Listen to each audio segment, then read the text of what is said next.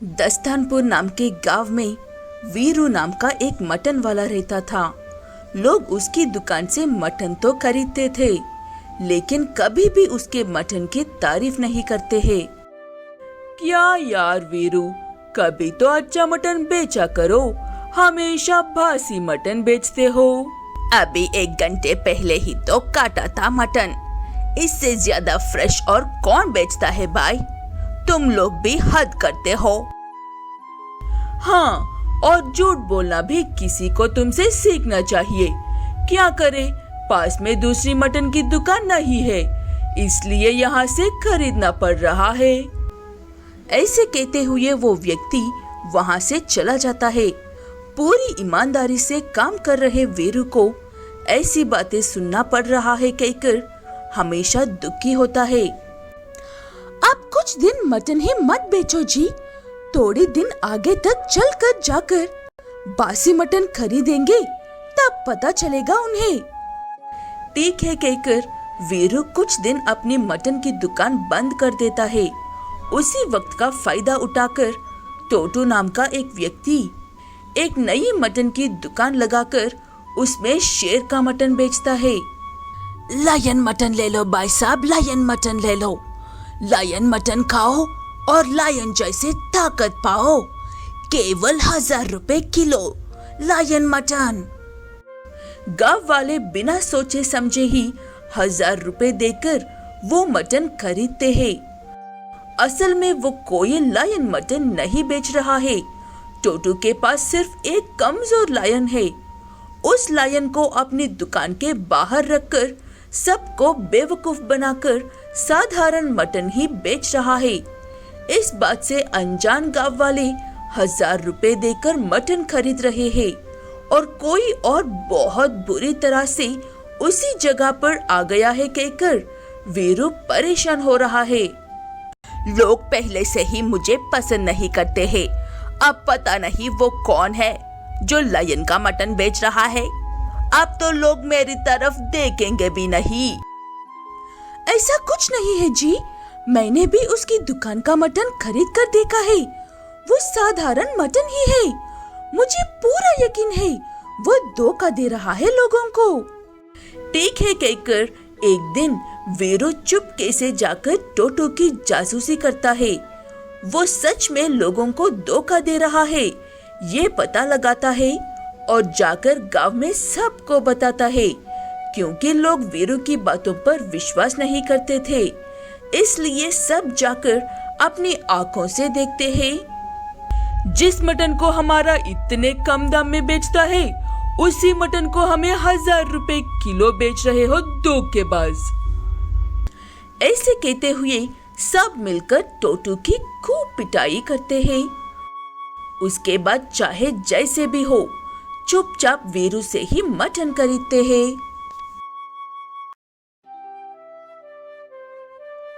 मधुर नगरी एक बहुत ही खूबसूरत गांव है। वहाँ की नदियाँ, नदियों के किनारे खेत, खेतों में गाती हुई चिड़िया। प्रकृति से प्यार करने वाले के लिए मधुर नगरी स्वर्ग से कम नहीं है। बहुत देर हो गई है माँ, अब हमें जाना होगा। फिर कभी आएंगे तो कुछ और समय रुकने की कोशिश करूंगी। ठीक है बेटा, अपना ख्याल रखना। अगर रुक जाते तो मुझे अच्छा लगता, लेकिन तुम शहर वाले बच्चे कुछ ज्यादा ही व्यस्त होते हो। इतने प्रशांत और सुंदर गांव में एक छोटे से घर में जया नाम की एक बूढ़ी महिला अकेली रहती है। हर साल गर्मियों की छुट्टियों में जया की बेटी गीता अपने बच्चों के साथ गांव आती है और 2 दिन रहकर चली जाती है। अब मुझे मेरे पुराने दोस्तों के पास लौट जाना चाहिए। एक वही तो है जो हर वक्त मेरे साथ रहते हैं। जया अपने अकेलेपन को दूर करने के लिए आसपास के जानवर और पंछियों से बातें करती है। उसी में जया की सुबह और शाम हो जाती है। ऐसे ही एक बार एक कौवा जया के घर के पास आकर लगातार पुकारने लगता है। क्या बात है कौवे, इतना क्यों पुकार रहे हो? शांत हो जाओ। ऐसे कितना कहने पर भी वो चुप नहीं होता है। देख देख कर उसे भूख लगी होगी सोचकर जया उस कौवे को खाने के लिए कुछ डालती है। तब वो कौवा खाकर वहां से चुपचाप चला जाता है। लगता है इसे भूख लगी थी। ये बात मैं पहले ही समझ जाती तो इसे इतना चिल्लाना नहीं पड़ता। ऐसे वो कौवा हर रोज जया के घर के पास आता है और उसे खाना देने तक काव काव करता रहता है। जया भी उसे खुशी खुशी खाना डालती है। फिर एक दिन अचानक से जया की तबीयत खराब हो जाती है। कौवा आकर काव काव करता है, लेकिन जया बाहर नहीं आती है। तब कौवा खुद ही अंदर जाकर देखता है। घबराओ मत जया देवी, मैं एक जादुई कौवा हूँ। मुझे मिले एक श्राप की वजह से मैं खुद से खाना ढूंढकर नहीं खा सकती हूँ, इसलिए हर रोज तुम्हारे पास आती हूँ, लेकिन मैं तुम्हारी मदद कर सकती हूँ। ऐसे कहते हुए वो जादुई कौवा जया को पहले जैसे ठीक कर देता है। मुझे लगता था कि मैं इसे बिस्तर पर अपनी जान दे दूंगी और मुझे देखने के लिए भी कोई नहीं होगा, लेकिन तुमने मुझे बचा लिया। तुम्हारा बहुत बहुत शुक्रिया। आप भी तो मुझे हर रोज खाना देकर बचाती हो, उसके आगे ये कुछ भी नहीं है जया देवी। मैं दिल से शुक्रिया कहती हूँ आपको। उसके बाद दोनों पहले की ही तरह रहते हैं। हर रोज वो कौवा आता है और जया उसे खाना देती है। ऐसे दोनों खुश रहते हैं।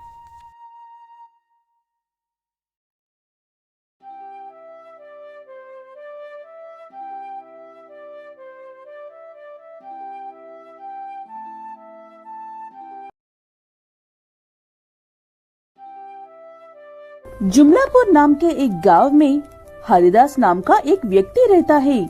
हरिदास ना तो धनवान है और ना ही उसे कहीं से पैसे मिलते हैं। फिर भी हरिदास बिना कोई काम किए अच्छे से तैयार होकर गांव के दूसरे लोगों का भी काम खराब करने के लिए जाता है। क्या पप्पू काका, कभी भी देखो सिर्फ काम ही करते रहते हो।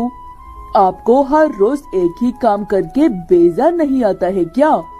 चलो कुछ देर नदी के पास घूम कर आते हैं। मुझे क्या रामदास समझ रहे हो, जो तुम्हारी बातों में आकर अपना काम छोड़कर तुम्हारे साथ समय की बर्बादी करने आऊंगा। जाओ यहाँ से, मुझे बहुत काम है। वो बूढ़ा आदमी ऐसे कहते ही हरिदास चुपचाप वहाँ से चला जाता है और इस बार उसे छोटी उम्र वाले के पास जाता है ताकि दोबारा बातें ना सुनना पड़े।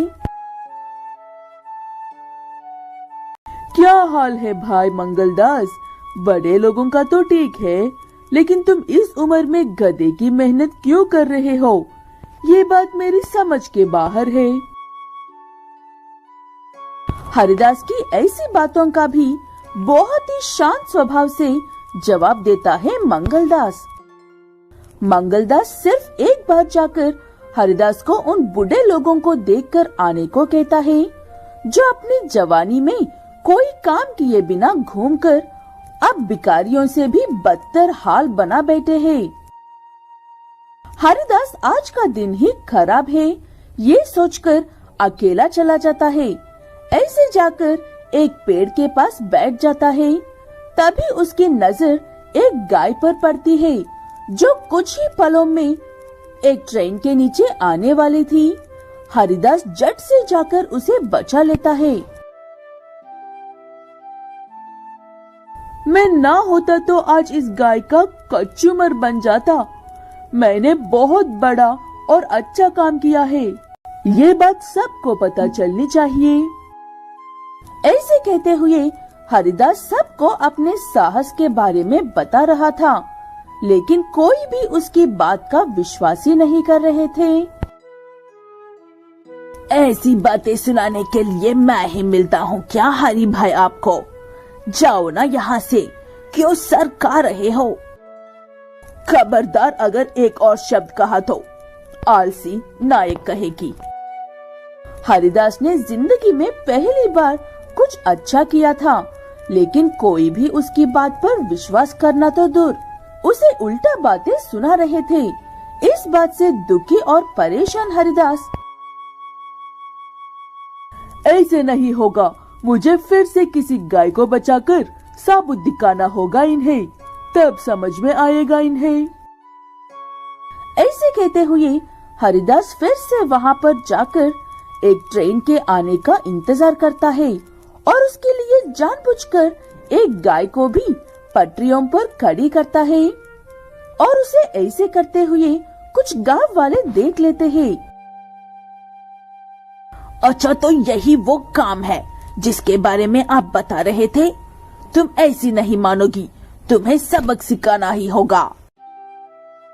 ऐसे कहते हुए हरिदास की अच्छी पिटाई करके उसकी अकल टिकाने लाते हैं गांव वाले।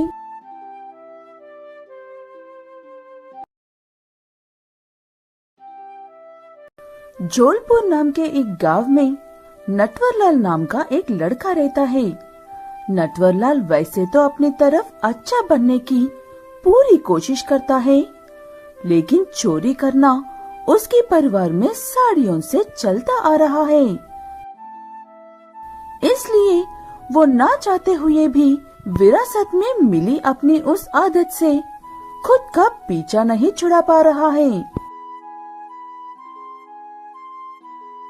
मैं तुम्हारे भरोसे ही ये सब छोड़कर जा रही हूँ नटवरलाल, ध्यान रखना, मैं बस 2 मिनट में लौट कर आती हूँ। आप चिंता मत कीजिए मीना भाभी जी, बस 2 मिनट की ही तो बात है, मैं संभाल लूंगा। ठीक है कहकर मीना सिर्फ 2 मिनट के लिए वहाँ से जाती है। इसी बीच में नटवरलाल का मन बदल जाता है और नटवरलाल वहाँ से सब गायब करके भाग जाता है। मीना वापस लौटकर देखी तो उसकी दुकान आधी खाली पड़ी थी। नटवरलाल के बच्चे, मैं तुझे नहीं छोड़ूंगी। ऐसे कहते हुए मीना नटवरलाल को गांव भर में ढूंढने लगती है और नटवरलाल उसके डर से जंगल में भाग जाता है। उस जंगल में एक जादूगर रास्ता भटककर परेशान हो रहा था। तभी उसे नटवरलाल मिलता है और वो उससे कहीं का पता पूछता है। तब नटवरलाल उस जादूगर को बड़े विस्तार में समझाता है। नटवरलाल की मदद से खुश होकर जादूगर उससे कोई भी एक इनाम मांगने को कहता है। तब नटवरलाल,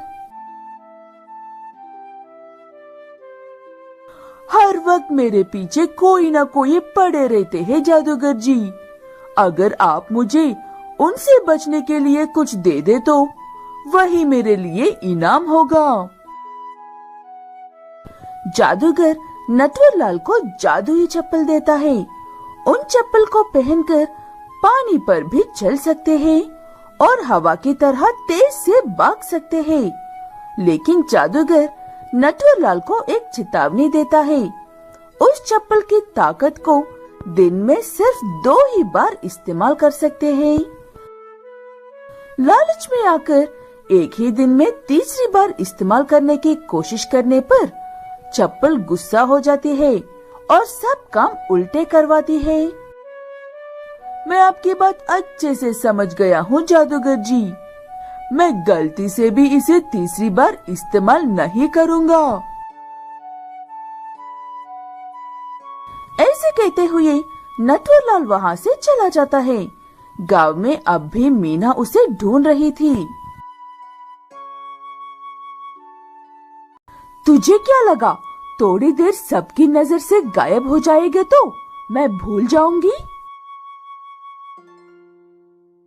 ऐसे कहते हुए मीना नटवरलाल के पीछे पड़ती है और वो अपनी जादुई चप्पल पहनकर वहाँ से भाग जाता है और भागकर जाकर नदी के बीच में खड़ा हो जाता है। तुम डूब क्यों नहीं रहे हो? क्या किया है तुमने? ये मेरे जादुई चप्पल का कमाल है। पानी हो या पहाड़, मैं कहीं पर भी चल सकता हूँ।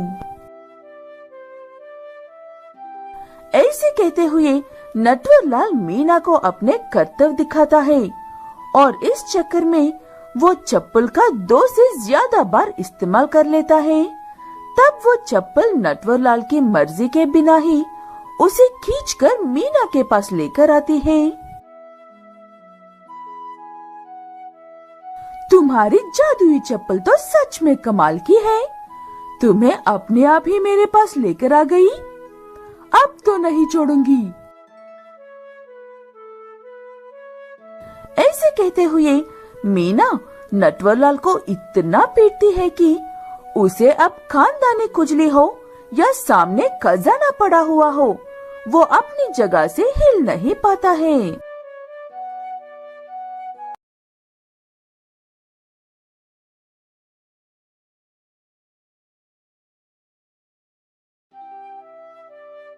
वरदानपुर नाम के एक गांव में चंद्रकांत नाम का एक व्यक्ति रहता था। चंद्रकांत एक नंबर का घटिया इंसान है। बुरे काम को करता है, लेकिन बुरे काम करने से पहले और बाद में ऐसे माफी मांगता है जैसे कि ऊपर वाला उसे यूं ही माफ भी कर देता है। वहाँ से चिकन चुरा लिया और माफी भी मांग ली। मुझे और किसी बात की चिंता, आराम से खा लेता हूँ ये बढ़िया सा चिकन।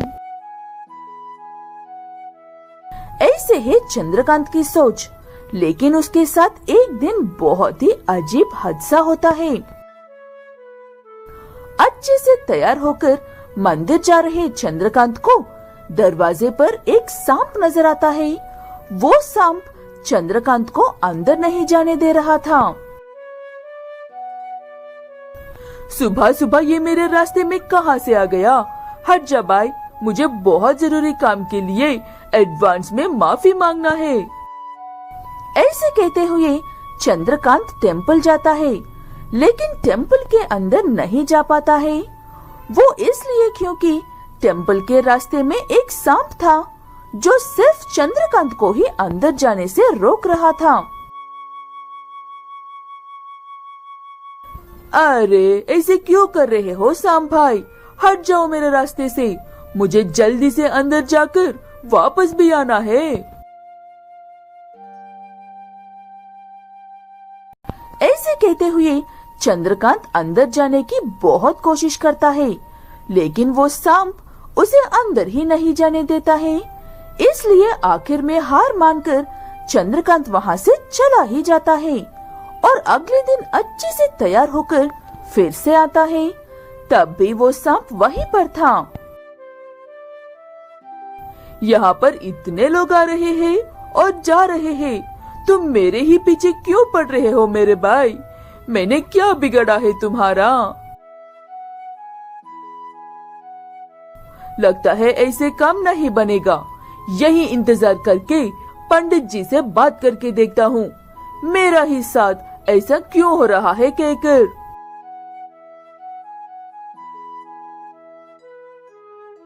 ऐसे कहते हुए काफी देर बाहर ही इंतजार करके पंडित जी बाहर आने के बाद चंद्रकांत उसके साथ जो हो रहा है वो सारी बात बताता है। उसकी बात सुनने के बाद पंडित,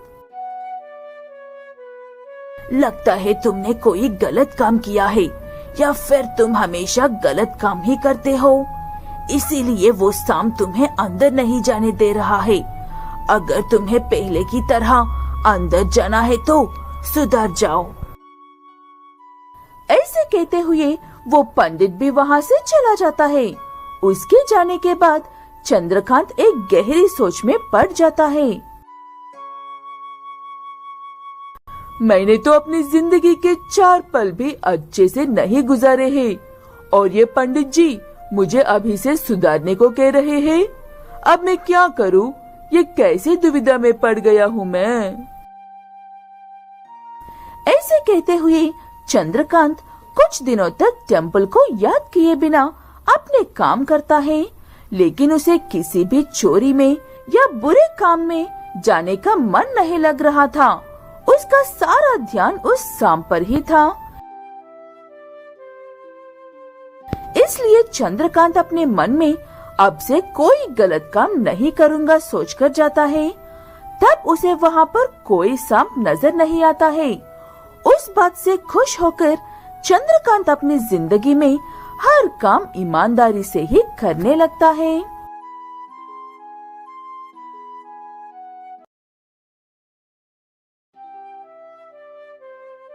जादूपुर नाम के एक गांव में चन्नी नाम का एक लड़का रहता है।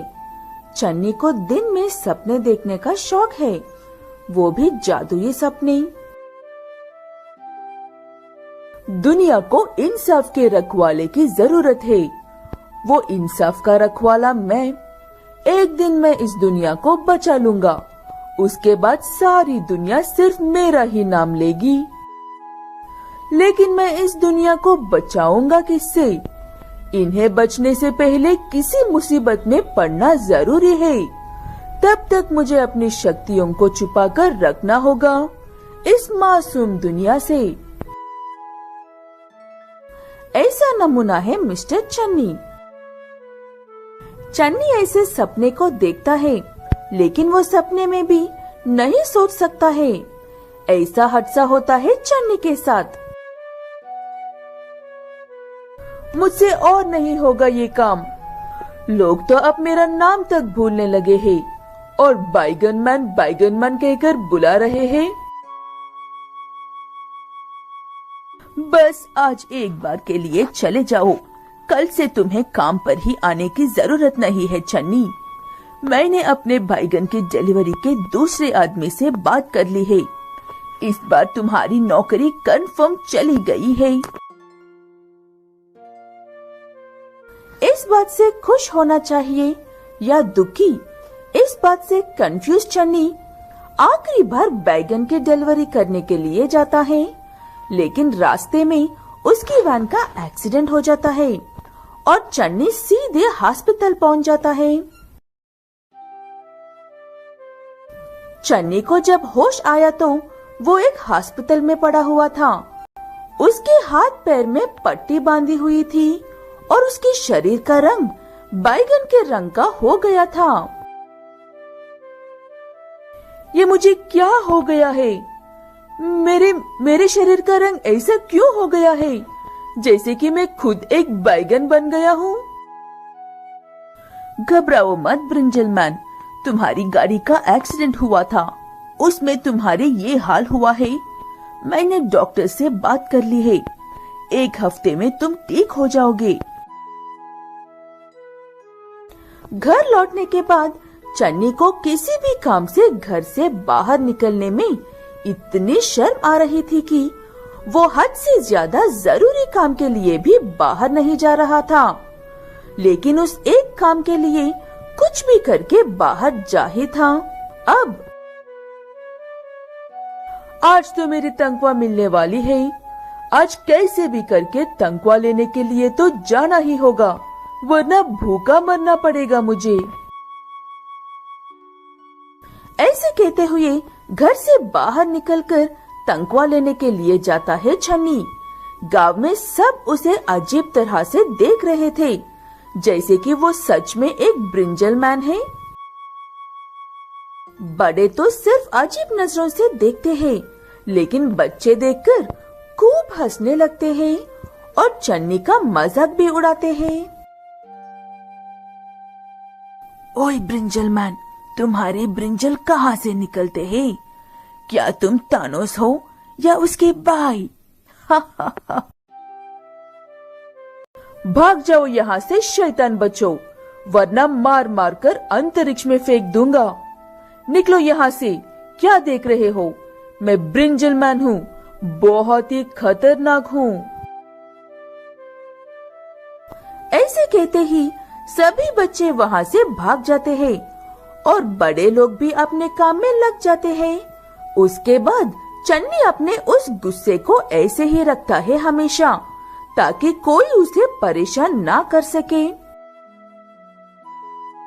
चन्नी हमेशा के लिए एक गुस्से वाला खड़ूस ब्रिंजलमैन बन जाता है।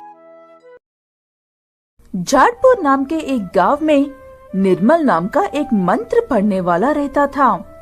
निर्मल एक ढोंगी है और पैसे कमाने के लिए हर संभव कोशिश करता रहता है, लोगों को बेवकूफ बनाकर।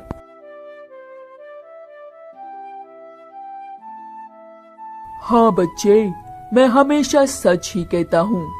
हर रोज सुबह 3 बजे उठकर फ्रिज से निकले हुए पानी से नहाकर बिना खाए एग्जाम लिखने के लिए जाओ और पास हो जाओ। आपका बहुत बहुत शुक्रिया निर्मल जी। पता नहीं आप ना होते तो मेरे भविष्य का क्या होता। तुम सब भी ना होते तो पता नहीं मेरे भविष्य का क्या होता। अब गुरु दक्षिणा देकर घर लौट जाओ। वो लड़का उतनी सुबह सुबह फ्रिज में रखे पानी से नहाने के बाद इतना बीमार हो जाता है कि सुबह एग्जाम के लिए जा ही नहीं पाता है।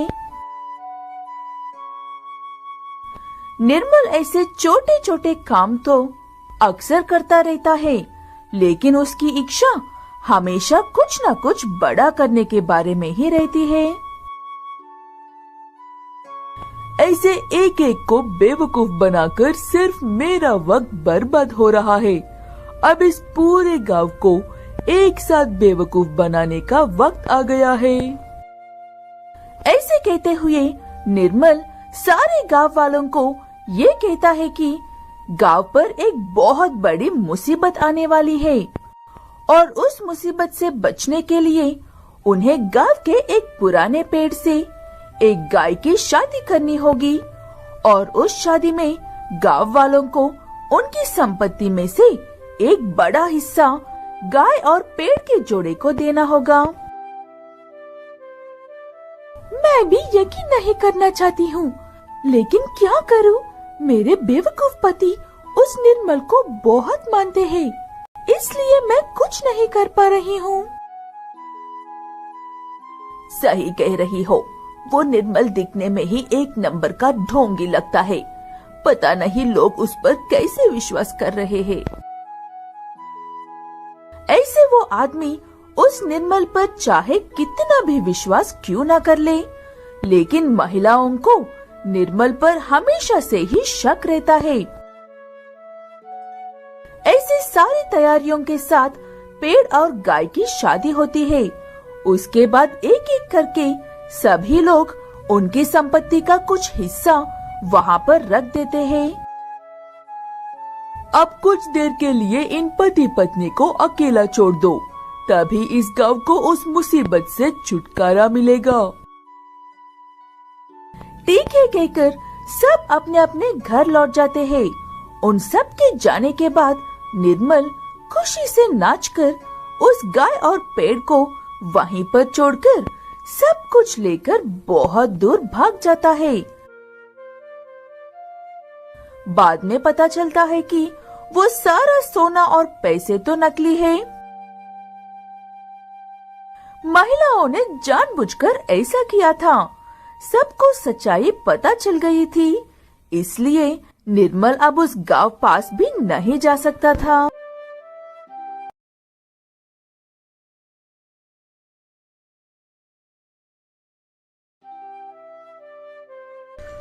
वस्तुपुर नाम के एक सुंदर से गांव में बिरजू नाम का एक लड़का रहता था। गांव में सब यही समझते थे कि बिरजू से होशियार और समझदार पूरे गांव में कोई नहीं है, इसलिए उन्हें जो भी समस्या आती है वो सब पहले बिरजू के पास ही जाते हैं। बिरजू बेटा, मैंने तुम्हें कल एक मोबाइल दिया था, काम नहीं कर रहा है कहकर तुम्हें कहा था कि मिनटों में ठीक कर दोगे। क्या वो मोबाइल ठीक हो गया है? मोबाइल तो ठीक हो गया है चाचा जी, लेकिन वो घर पर रखा हुआ है। मैं आज शाम खुद ही आकर आपको वो मोबाइल लौटा दूंगा। ऐसे कहकर बिरजू वहां से चला तो जाता है, लेकिन उसे मोबाइल के बारे में इतना भी नहीं पता है जितना कि रामू काका को पता है। हेलो, हाँ फोन ठीक हो गया है ना? ठीक हो गया हो तो जल्दी से भेज दो, वरना रामू मेरा सर खा जाएगा। ऐसे बिरजू को कोई काम ना आने पर भी गांव में सबके सामने हीरो बनने के लिए हर काम में आगे जाता है। ऐसे ही एक दिन गांव में कहीं से एक बहुत बड़ी मुर्गी आ जाती है और गांव में यहाँ वहाँ घूमने लगती है। लोग उसे देखकर डर जाते हैं और अपने घरों में जाकर छुप जाते हैं। तभी उन्हें बिरजू का ख्याल आता है। ऐसे समय में हमारे बिरजू जैसा बहादुर और कौन हो सकता है? जल्दी से जाकर ये बात बिरजू को बतानी होगी, वही इस विशाल मुर्गी से बचा सकता है हमें। ऐसे कहते हुए रामू सीधे भागकर बिरजू के घर जाता है और उसे सारी बात बताता है। वो सुनकर बिरजू को रामू की बातों पर यकीन नहीं होता है, इसलिए वो ऐसे कहता है, बस इतनी सी बात है, आप निश्चिंत रहिए रामू काका, मैं सब संभाल लूंगा। पता नहीं मेरे बिना इस गांव का क्या होता है। हाँ बेटा, तुम सच ही कह रहे हो। अगर तुम्हें जल्द ही कुछ नहीं किया तो वो मुर्गी सारे गांव में तबाही मचा देगी।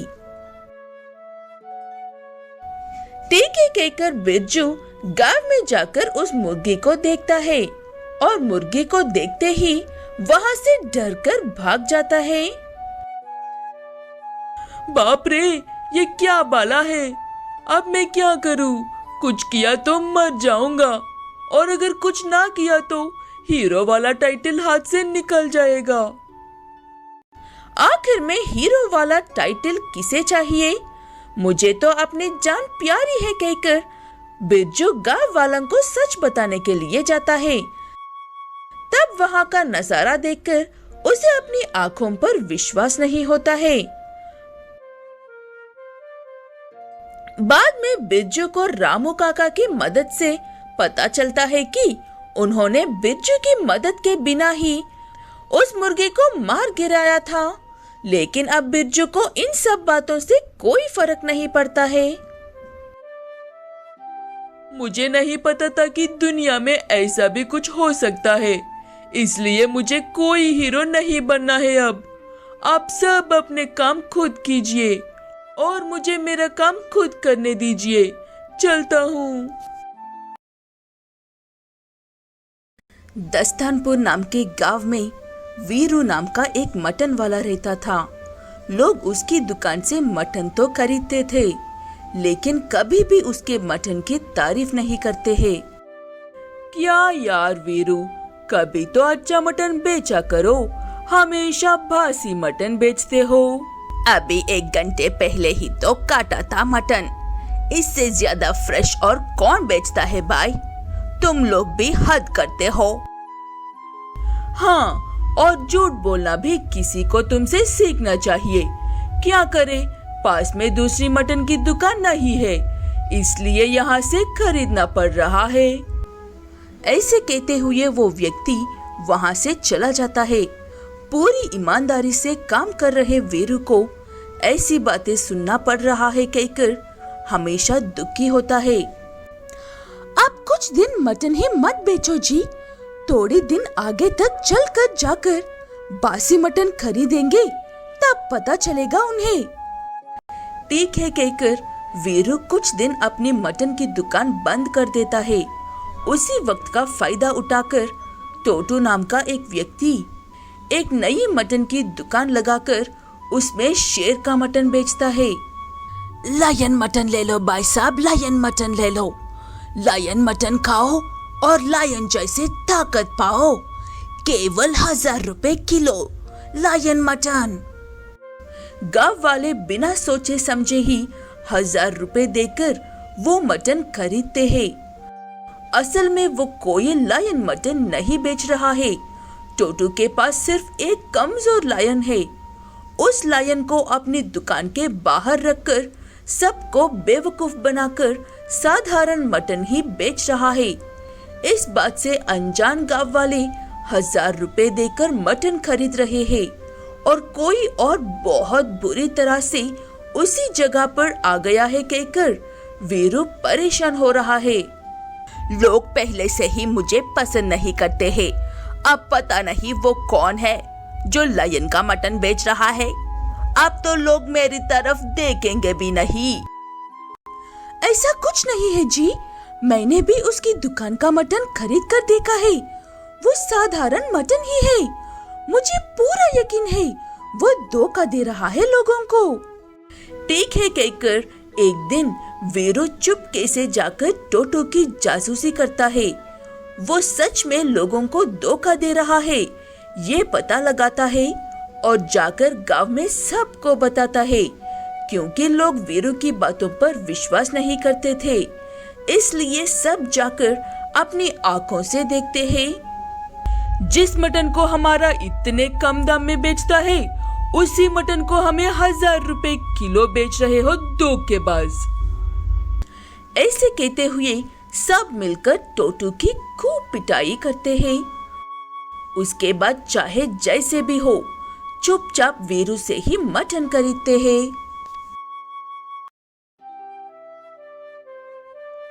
मधुर नगरी एक बहुत ही खूबसूरत गांव है। वहाँ की नदियाँ, नदियों के किनारे खेत, खेतों में गाती हुई चिड़िया, प्रकृति से प्यार करने वाले के लिए मधुर नगरी स्वर्ग से कम नहीं है। बहुत देर हो गई है माँ, अब हमें जाना होगा। फिर कभी आएंगे तो कुछ और समय रुकने की कोशिश करूंगी। ठीक है बेटा, अपना ख्याल रखना। अगर रुक जाते तो मुझे अच्छा लगता, लेकिन तुम शहर वाले बच्चे कुछ ज्यादा ही व्यस्त होते हो। इतने प्रशांत और सुंदर गांव में एक छोटे से घर में जया नाम की एक बूढ़ी महिला अकेली रहती है। हर साल गर्मियों की छुट्टियों में जया की बेटी गीता अपने बच्चों के साथ गांव आती है और 2 दिन रहकर चली जाती है। अब मुझे मेरे पुराने दोस्तों के पास लौट जाना चाहिए। एक वही तो है जो हर वक्त मेरे साथ रहते हैं। जया अपने अकेलेपन को दूर करने के लिए आसपास के जानवर और पंछियों से बातें करती है। उसी में जया की सुबह और शाम हो जाती है। ऐसे ही एक बार एक कौवा जया के घर के पास आकर लगातार पुकारने लगता है। क्या बात है कौवे, इतना क्यों पुकार रहे हो? शांत हो जाओ। ऐसे कितना कहने पर भी वो चुप नहीं होता है। देख देख कर उसे भूख लगी होगी सोचकर जया उस कौवे को खाने के लिए कुछ डालती है। तब वो कौवा खाकर वहां से चुपचाप चला जाता है। लगता है इसे भूख लगी थी। ये बात मैं पहले ही समझ जाती तो इसे इतना चिल्लाना नहीं पड़ता। ऐसे वो कौवा हर रोज जया के घर के पास आता है और उसे खाना देने तक काव काव करता रहता है। जया भी उसे खुशी खुशी खाना डालती है। फिर एक दिन अचानक से जया की तबीयत खराब हो जाती है। कौवा आकर काव काव करता है, लेकिन जया बाहर नहीं आती है। तब कौवा खुद ही अंदर जाकर देखता है। घबराओ मत जया देवी, मैं एक जादुई कौवा हूँ। मुझे मिले एक श्राप की वजह से मैं खुद से खाना ढूंढकर नहीं खा सकती हूँ, इसलिए हर रोज तुम्हारे पास आती हूँ, लेकिन मैं तुम्हारी मदद कर सकती हूँ।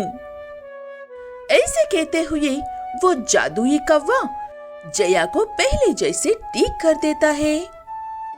मुझे लगता था कि मैं इसे बिस्तर पर अपनी जान दे दूंगी और मुझे देखने के लिए भी कोई नहीं होगा, लेकिन तुमने मुझे बचा लिया। तुम्हारा बहुत बहुत शुक्रिया।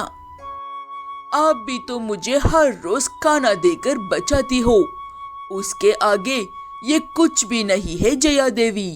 मैं दिल से शुक्रिया कहती हूँ आपको। उसके बाद दोनों पहले की ही तरह रहते हैं। हर रोज वो कौवा आता है और जया उसे खाना देती है। ऐसे दोनों खुश रहते हैं।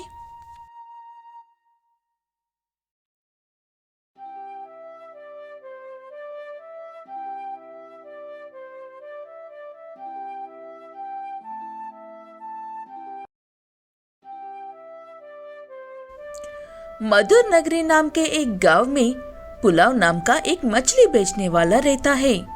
पुलाव अपना काम पूरी ईमानदारी से करके शाम को चुपचाप घर लौट जाने वाला एक सीधा साधा व्यक्ति है।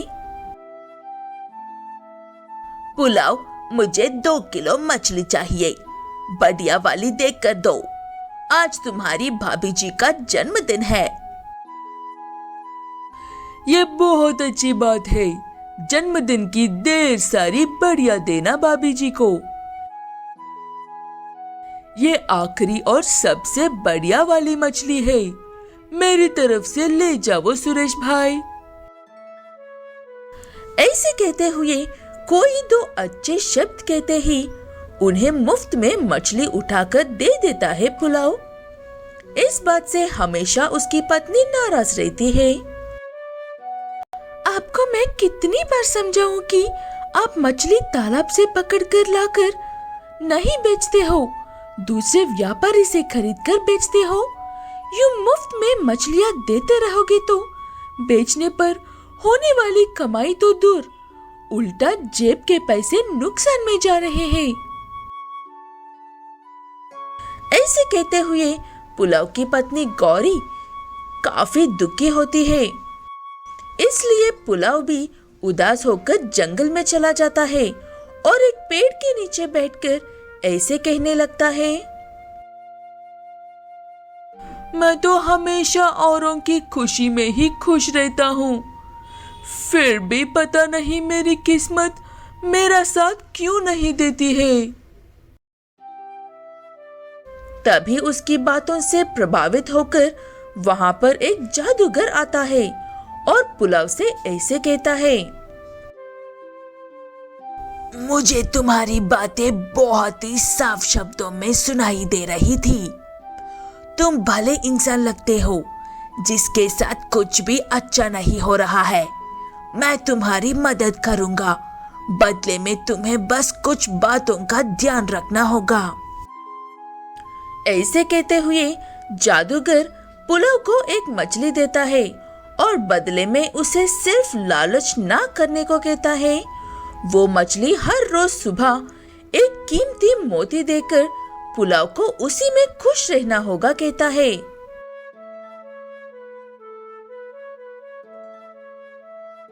यही बात पुलाव अपनी पत्नी से भी कहता है।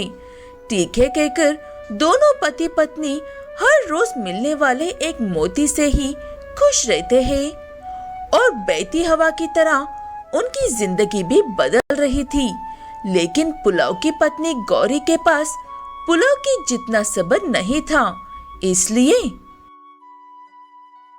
ऐसे कब तक एक एक मोती के लिए इंतजार करते रहेंगे। एक ही बार में मछली काटकर सारे मोती निकाल लूंगी।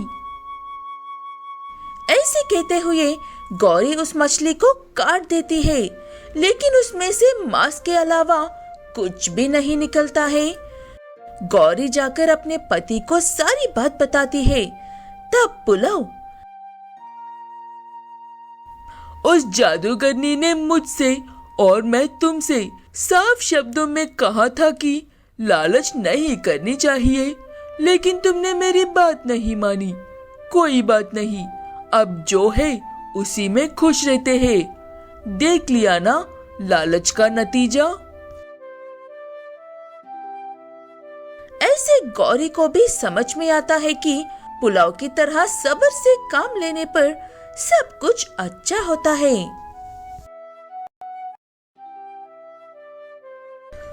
वस्तुपुर नाम के एक सुंदर से गांव में बिरजू नाम का एक लड़का रहता था। गांव में सब यही समझते थे कि बिरजू से होशियार और समझदार पूरे गांव में कोई नहीं है। इसलिए उन्हें जो भी समस्या आती है वो सब पहले बिरजू के पास ही जाते हैं।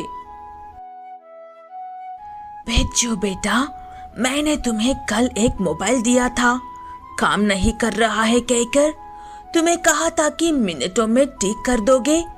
क्या वो मोबाइल ठीक हो गया है?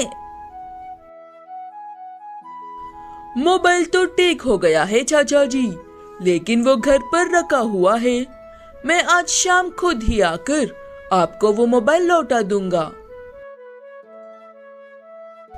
ऐसे कहकर बिरजू वहां से चला तो जाता है, लेकिन उसे मोबाइल के बारे में इतना भी नहीं पता है जितना कि रामू काका को पता है।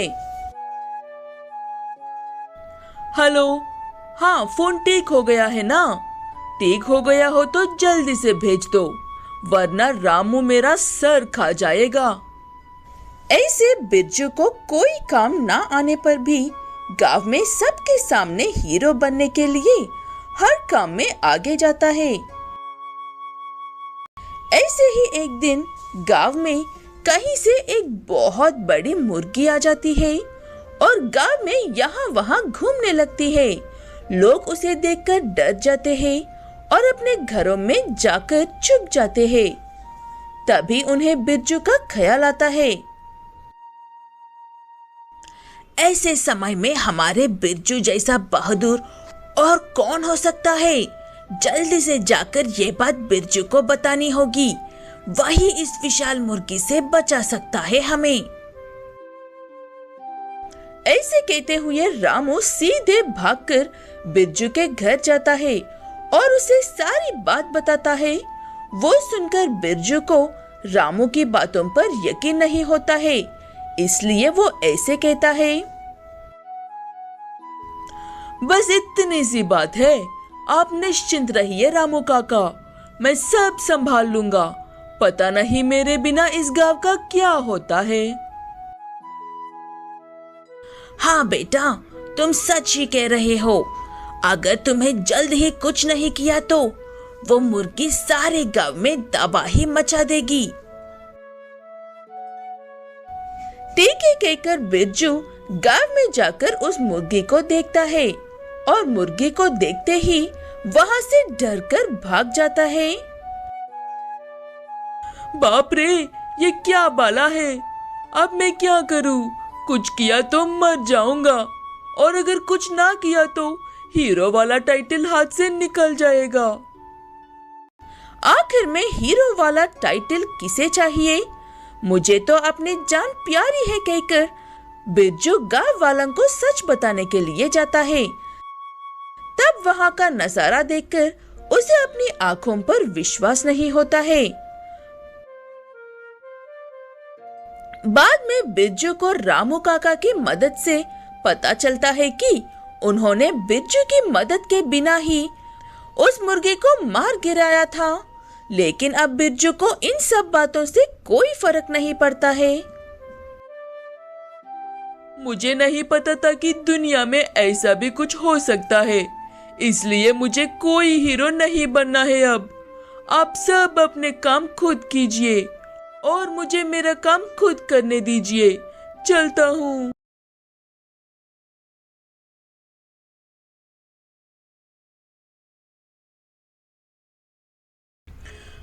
मनोज हमेशा अजीब अजीब बातें करता है, ऐसी बातें जिन्हें सुनकर समझ में नहीं आता है कि क्या जवाब देना चाहिए।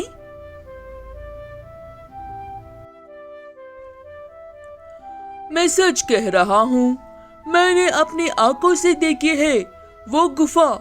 एक बड़ा सा हाथी उस गुफा के तरफ से अंदर गया और दूसरी तरफ से चींटी जितना बनकर बाहर निकला। ऐसी बातें सुनने के लिए क्या हम ही मिलते हैं तुम्हें? सुबह सुबह क्यों सर खा रहे हो? ऐसे कहते हुए लोग हमेशा मनोज ही बातों से चिढ़ जाते हैं। फिर भी मनोज उन्हें हमेशा कोई न कोई बात सुनाता ही रहता है। ऐसे में एक दिन गांव में सच में एक विशाल गाय आ जाती है।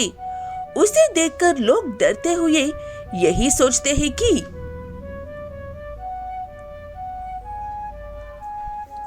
ये सच में मनोज का ही काम है, इसलिए सीधे उसके पास भागकर ऐसे कहते हैं, अरे भाई, हम तो मजाक में कहते थे कि तुम बेकार की बातें करते हो। यू सबकी जान खतरे में डालकर इतनी बड़ी गाय को गांव में लेकर आने की क्या जरूरत थी? तुम क्या कहना चाहते हो? मुझे कुछ भी समझ में नहीं आ रहा है। अगर कोई कहानी सुनना चाहते हो तो बताओ। ऐसे कहकर मनोज वहां से चला जाता है। तब उसका सामना उन विशाल गाय से होता है। उसे देखकर मनोज, ये मैं क्या देख रहा हूँ? ये सच है या सपना?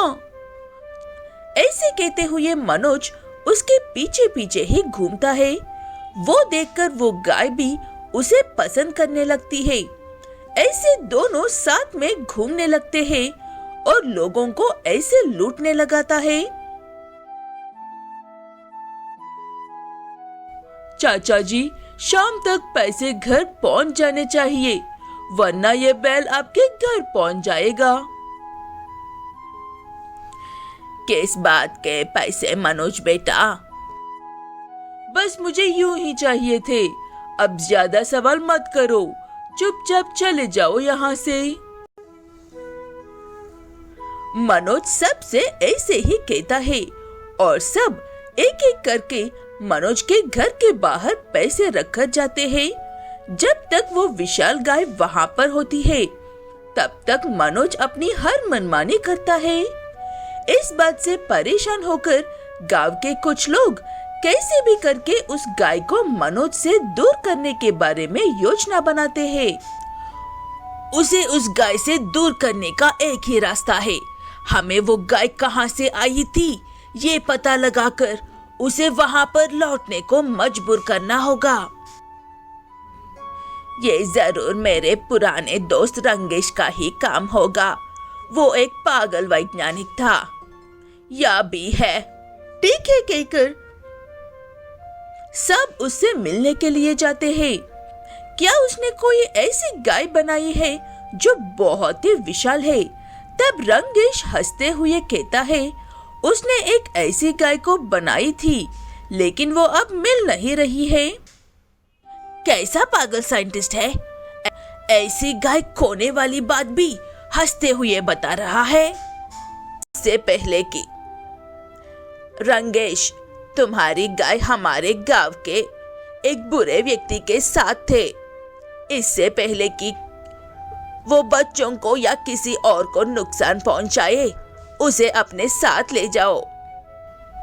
रंगेश को बच्चों से बहुत प्यार है, इसलिए वो उन सब की बात मान लेता है और उस गाय को पहला जैसा करके वापस लेकर जाता है। उसके बाद गांव वाले मनोज से, आज शाम तक हर किसी को उनके पैसे मिल जाने चाहिए। पैसे लौटाने में जितनी देर करोगे, उतने दिन तक गांव वालों के हाथ पीटते रहोगे। वो बात सुनकर मनोज डर जाता है और जल्द से जल्द सबको उनके पैसे लौटाने की कोशिश करता है।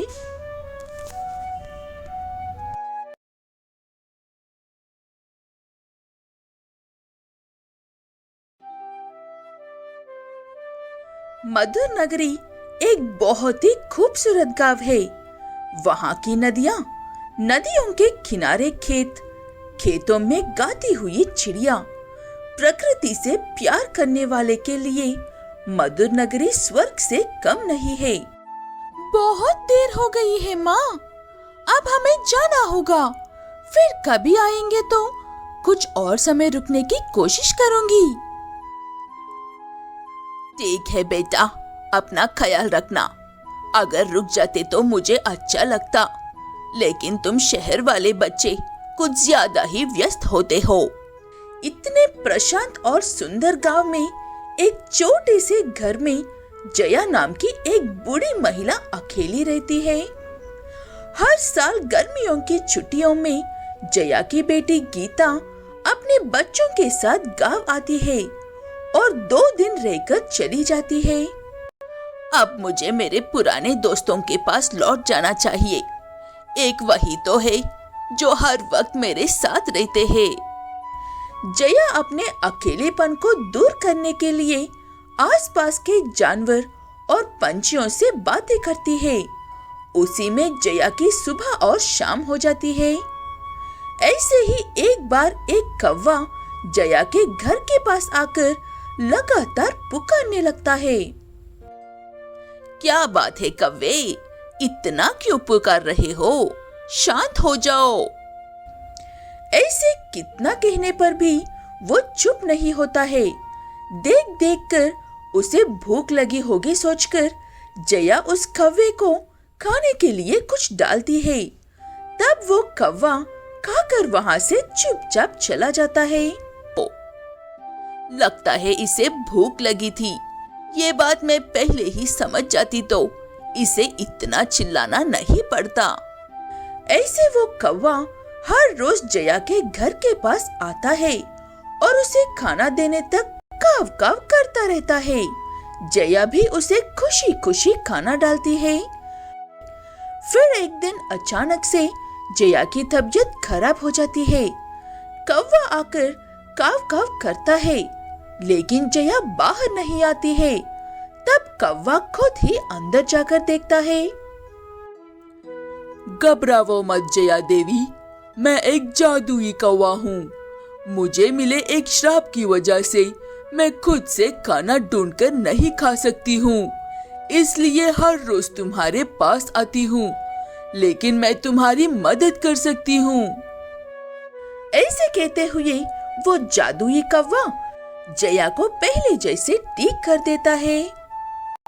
मुझे लगता था कि मैं इसे बिस्तर पर अपनी जान दे दूंगी और मुझे देखने के लिए भी कोई नहीं होगा, लेकिन तुमने मुझे बचा लिया। तुम्हारा बहुत बहुत शुक्रिया। आप भी तो मुझे हर रोज खाना देकर बचाती हो। उसके आगे ये कुछ भी नहीं है जया देवी। मैं दिल से शुक्रिया कहती हूँ आपको। उसके बाद दोनों पहले की ही तरह रहते हैं। हर रोज वो कौवा आता है और जया उसे खाना देती है। ऐसे दोनों खुश रहते हैं।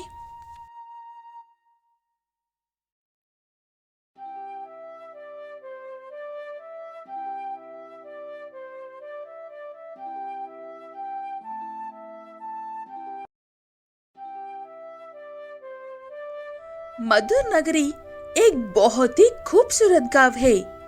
वहाँ की नदियाँ, नदियों के किनारे खेत, खेतों में गाती हुई चिड़िया। प्रकृति से प्यार करने वाले के लिए मधुर नगरी स्वर्ग से कम नहीं है। बहुत देर हो गई है माँ, अब हमें जाना होगा। फिर कभी आएंगे तो कुछ और समय रुकने की कोशिश करूंगी। ठीक है बेटा, अपना ख्याल रखना। अगर रुक जाते तो मुझे अच्छा लगता, लेकिन तुम शहर वाले बच्चे कुछ ज्यादा ही व्यस्त होते हो। इतने प्रशांत और सुंदर गांव में एक छोटे से घर में जया नाम की एक बूढ़ी महिला अकेली रहती है। हर साल गर्मियों की छुट्टियों में जया की बेटी गीता अपने बच्चों के साथ गांव आती है और 2 दिन रहकर चली जाती है। अब मुझे मेरे पुराने दोस्तों के पास लौट जाना चाहिए। एक वही तो है जो हर वक्त मेरे साथ रहते हैं। जया अपने अकेलेपन को दूर करने के लिए आसपास के जानवर और पंछियों से बातें करती है। उसी में जया की सुबह और शाम हो जाती है। ऐसे ही एक बार एक कौवा जया के घर के पास आकर लगातार पुकारने लगता है। क्या बात है कौवे, इतना क्यों पुकार रहे हो? शांत हो जाओ। ऐसे कितना कहने पर भी वो चुप नहीं होता है।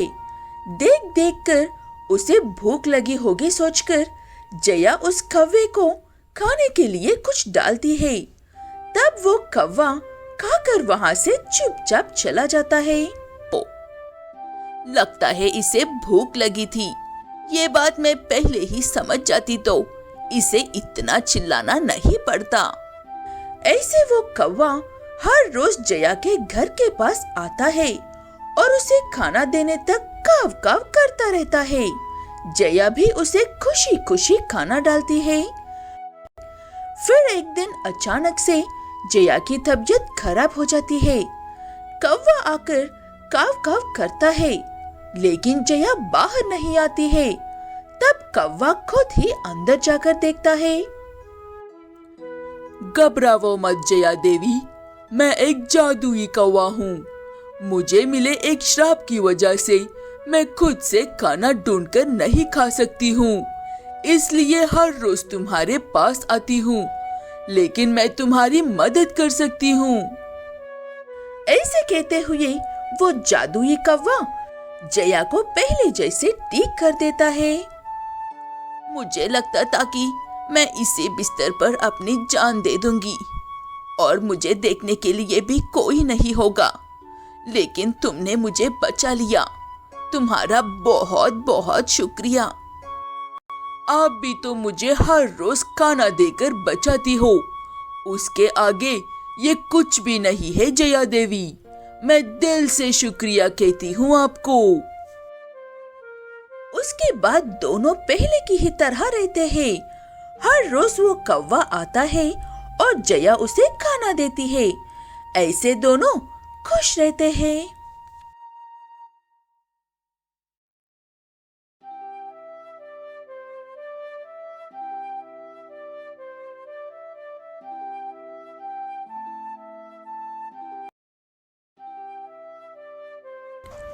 भीम एक बहुत ही बड़ा धनवान है। उसे किसी चीज की कोई कमी नहीं है।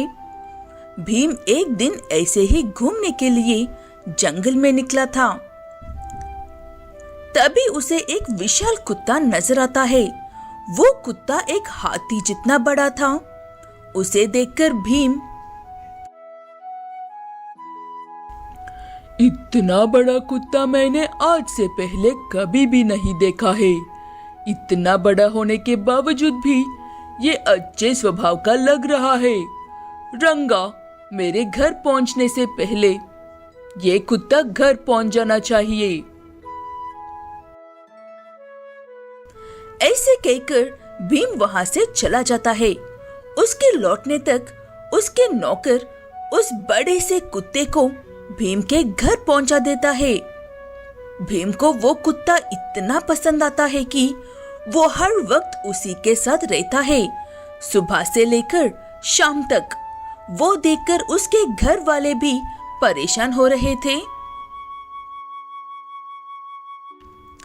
ये क्या है जी, हर वक्त उस कुत्ते के साथ ही रहोगे तो घर का ख्याल कब रखोगे? तुम्हें जो चाहिए वो सब लाकर देने के लिए इतने सारे नौकर तो है ना। मेरे उस कुत्ते के साथ वक्त गुजारने से क्या दिक्कत हो रही है तुम्हें?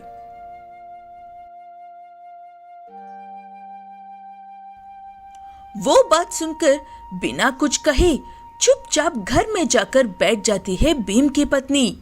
लेकिन वो किसी भी तरह अपने पति को वो गलत कर रहा है कहकर समझाना चाहती थी। इसलिए, जी मैडम जी, मैं समझ गया हूँ।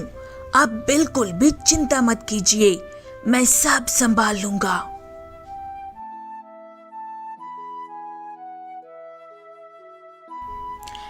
ऐसे कहते हुए जाकर रंगा एक चोर से मिलता है और कुछ दिनों के लिए उस कुत्ते को चुराकर छुपाने को कहता है। ठीक है कहकर वो चोर कुछ दिनों के लिए कुत्ते को छुपा देता है। तब भीम, रंगा, मेरे कुत्ते को इस गांव की हर गली में ढूंढो और आसपास के सभी गांव में ढूंढो। कैसे भी करके मुझे आज शाम तक मेरा कुत्ता मिल जाना चाहिए। आपका कुत्ता इतना बड़ा है कि मीलों दूर से भी नजर आ जाता है।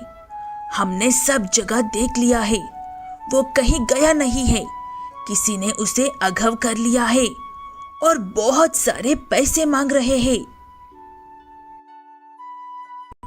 भीम कहता है कि वो जितने पैसे मांग रहा है उतने उसे देकर जल्द से जल्द कुत्ते को लेकर आओ। तब रंगा कहता है कि वो लोग भीम का सब कुछ मांग रहे हैं कुत्ते के बदले में। तब भीम सोच में पड़ जाता है और उसे क्या करना चाहिए कुछ भी समझ में नहीं आता है। तब उसकी पत्नी उसके पास आकर, क्या बात है, आप इतना परेशान क्यों हो? क्या आप अपने कुत्ते के लिए इतना भी नहीं कर सकते हो? क्या तुम मुझे यहाँ पर ताने मारने के लिए आई हो? अगर ऐसा है तो चली जाओ यहाँ से। मैं आपको ये बताने के लिए आई हूँ कि हर चीज और हर काम की एक हद होती है। आप उस कुत्ते के साथ अपना वक्त गुजारने की हद पार कर रहे थे। किसी ने आपको देख लिया और अब उस बात का बहुत गलत तरह से फायदा उठा रहा है। आखिर में भीम को समझ में आता है कि वो उस कुत्ते के पीछे रहकर अपने परिवार से इतना दूर रह रहा था कि उस बुरे व्यक्ति को भीम के परिवार का सदस्यों से ज्यादा उस कुत्ते पर भरोसा था। मुझे माफ कर दो भाग्यवान, वो कुत्ता इतना विशाल है कि कोई चाहकर भी उसे नुकसान नहीं पहुंचा सकता है। मुझे उसकी नहीं, तुम्हारी फिक्र करना चाहिए। ऐसे भीम से उस विशाल कुत्ते का भूत उतर जाता है। भीम की पत्नी कहीं और उस कुत्ते का अच्छे से ख्याल रखने लगती है।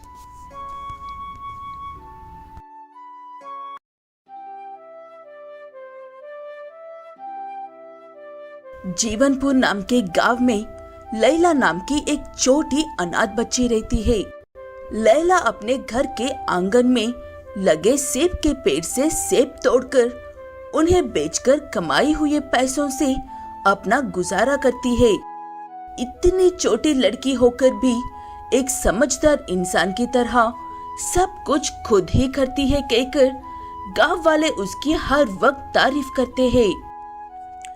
कैसी हो लैला बेटा? यूं ही गुजार रही थी तो सोचा कि तुमसे कुछ ताजे सेब खरीद लूं। ऐसे लैला भी सबसे अच्छे से ही बात करती है, इसलिए सब कुछ ठीक ही होता है। लेकिन हर बार कहीं ना कहीं बैठे हुए लैला के चाचा और चाची ऐसी घटिया बातें करते रहते हैं। तुमने उस लैला के बारे में नहीं सुना है क्या? लोग उसकी तारीफ तो कर रहे हैं, लेकिन पीछे उसके चाचा और चाची को हर बुरी बात भी कह रहे हैं। तुम कुछ भी करो, लेकिन वो लैला खुश नहीं रहनी चाहिए। अरे तुम चिंता क्यों करती हो? हमारा दिमाग बना ही है ऐसे बेवकूफ काम करने के लिए। तुम बस देखती जाओ मैं आज रात को क्या करता हूँ। ऐसे कहते हुए रात होने तक का इंतजार करके लैला का चाचा चुपके से जाकर लैला के घर में आग लगाकर वहां से भाग जाता है। इस बात से अनजान लैला सुकून से सो रही थी। घर में बढ़ने पर जाकर देखा तो बाहर निकलने का कोई रास्ता नहीं था, इसलिए लैला वहीं पर रोते हुए बैठ जाती है। तभी जोरों की बारिश शुरू होती है। ऐसे बिना मौसम बारिश क्यों हो रही है? इतनी मेहनत से तो आग लगाकर आया था मैं। कोई बात नहीं है जी, अब तक तो उस मनहूस का घर जलकर बर्बाद हो गया होगा। हमारे लिए यही काफी है। ये दोनों यहाँ पर ऐसे खुशियां मना रहे थे और वहाँ पर लैला अपने आम के पेड़ के नीचे बैठकर सुबह के होने का इंतजार कर रही थी। ऐसे ही बैठे बैठे आंख लग जाती है लैला की। सुबह उठकर देखा तो वो एक बहुत ही बढ़िया घर में होती है। ये मैं किसके घर में आ गई हूँ? चाचा और चाची ने तो मेरी मदद नहीं की है ना? नहीं नहीं, वो दोनों मुझे देखना भी पसंद नहीं करते हैं। ऐसे कहते हुए लैला उस घर से बाहर निकलकर देखती है। वो घर लैला की ही सेब के पेड़ के ऊपर ही बना हुआ था। वो देखकर लैला को अपनी आंखों पर विश्वास नहीं होता है। ये कैसा चमत्कार है? मुझे तो अपनी आंखों से देखने बाद भी विश्वास नहीं हो रहा है। एक असली सेब का घर। ऐसे कहते हुए लैला हैरान होती है, लेकिन धीरे धीरे उसे आदत हो जाती है और वो पहले से भी ज्यादा अच्छे से रहने लगती है। वो जादुई सेब के घर वाला पेड़ चाचा और चाची को भी उनके पास नहीं आने देता है। इसलिए वो दोनों भी आगे से लैला को कोई हानि नहीं पहुंचा पाते हैं।